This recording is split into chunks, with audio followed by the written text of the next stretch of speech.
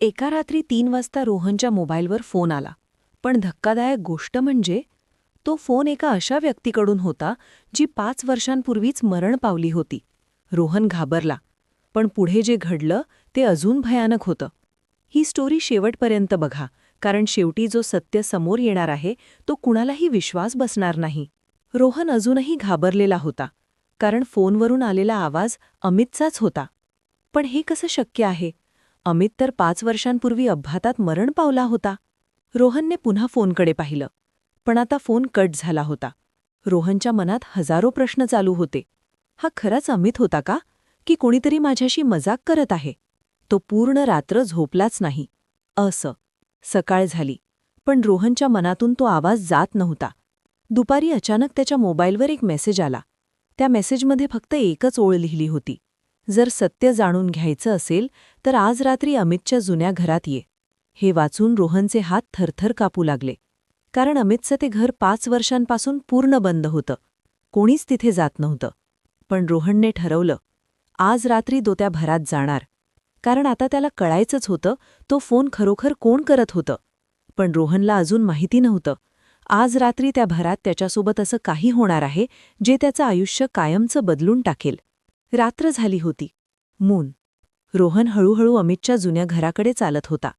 त्या घराकडे पाहूनच अंगावर काटा येत होता, कारण ते घर 5 वर्षांपासून बंद होतं.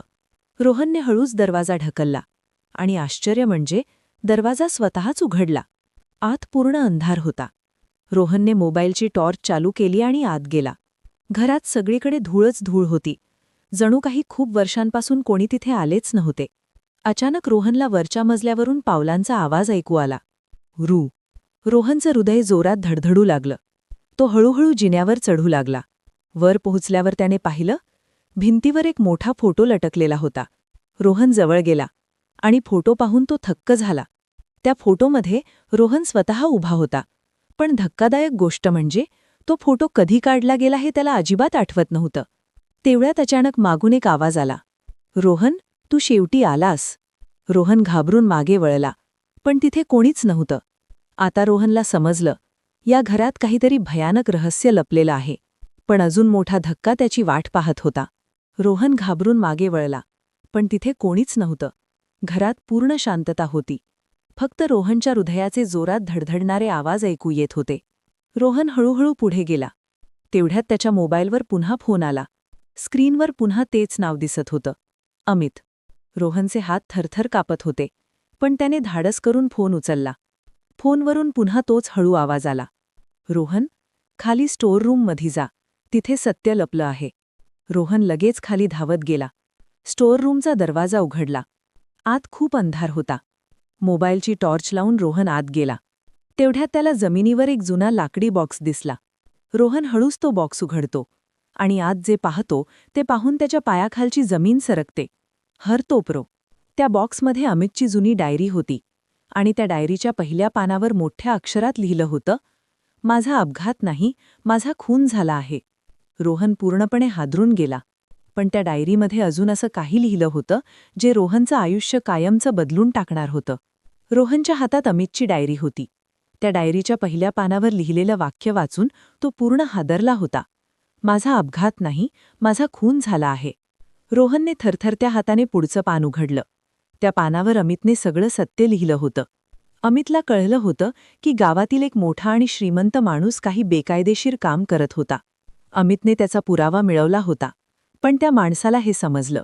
आणि म्हणूनच त्याने अमितचा अपघात घडवून आणला. रोहन हे सगळं वाचून पूर्णपणे थक्क झाला. पण डायरीच्या शेवटच्या पानावर अजून एक वाक्य लिहिलं होतं: जर ही डायरी तुला सापडली असेल तर समज की पुढचा नंबर तुझा आहे. हे वाचताच अचानक घराच्या बाहेर कोणाच्या पावलांचा आवाज येऊ लागला. कोणीतरी त्या घरात येत होतं. रोहनला आता समजलं, कदाचित खुणीला कळलं आहे की त्याचं रहस्य उघड झालं आहे. आणि आता रोहनचाही जीव धोक्यात होता. पण पुढच्या क्षणी जे घडलं ते पाहून रोहन पूर्णपणे घाबरून गेला. घराच्या बाहेर पावलांचा आवाज अजून जवळ येत होता. रोहनचा श्वास जोरात चालू होता. त्याने पटकन अमितची डायरी बॅगेत लपवली. तेवढ्यात घराचा दरवाजा जोरात उघडला. कोणीतरी टॉर्च घेऊन आत येत होतं. रोहन पटकन स्टोअर रूमच्या मागे लपला. त्या व्यक्तीचा आवाज ऐकू आला. कोण आहे इथे? मला माहिती आहे की कोणीतरी घरात आहे. रोहनला आता खात्री झाली, हा नक्कीच अमितच्या खुनाशी संबंधित माणूस असणार. तो माणूस हळूहळू घरात शोध घेत होता. तेवढ्यात रोहनच्या मोबाईलवर पुन्हा मेसेज आला. त्या मेसेजमध्ये लिहिलं होतं, रोहन, लगेच त्या घरातून बाहेर पड, तुझा जीव धोक्यात आहे. रोहन घाबरला, कारण हा मेसेज त्याच अनोळखी नंबरवरून आला होता जो रात्री 3 वाजता फोन करत होता. पण आता प्रश्न असा होता की हा माणूस कोण आहे जो रोहनला मदत करत आहे. रोहन हळूहळू खिडकीतून बाहेर पळाला. पण त्याला अजून माहिती नव्हतं की तो ज्या रहस्याच्या मागे लागला आहे ते खूप मोठं आणि धोकादायक आहे. आणि पुढच्या दिवशी सकाळी रोहनला अजून मोठा धक्का बसणार होता. रोहन कसेबसे त्या घरातून पळून गेला. संपूर्ण रात्र तो झोपलाच नाही. त्याच्या डोक्यात सतत एकच प्रश्न फिरत होता, मला मदत करणारा तो अनोळखी माणूस कोण आहे. सकाळ झाली. सनराईज. रोहनने धाडस करून अमितची डायरी पोलिसांकडे नेली. पोलिसांनी डायरी वाचली आणि त्यांना समजलं की गावातील एक मोठा व्यापारी बेकायदेशीर काम करत होता आणि त्याच माणसाने अमितचा खून केला होता.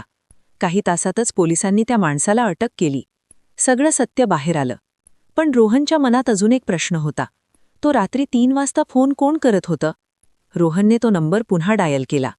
फोन लागला आणि समोरून आवाज आला, रोहन, धन्यवाद, तू मला न्याय मिळवून दिलास.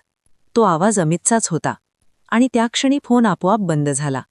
रोहन शांत उभा राहिला, कारण आता त्याला समजलं होतं, कदाचित अमितची आत्माच त्याला मदत करत होती, जेणेकरून त्याच्या खुनाचं सत्य जगासमोर येईल. आणि त्या दिवसानंतर रोहनच्या मोबाईलवर रात्री 3 वाजता कधीच फोन आला नाही. Where you can direct a voice, create realistic dialogue, and so much more. Edit these placeholders to get started.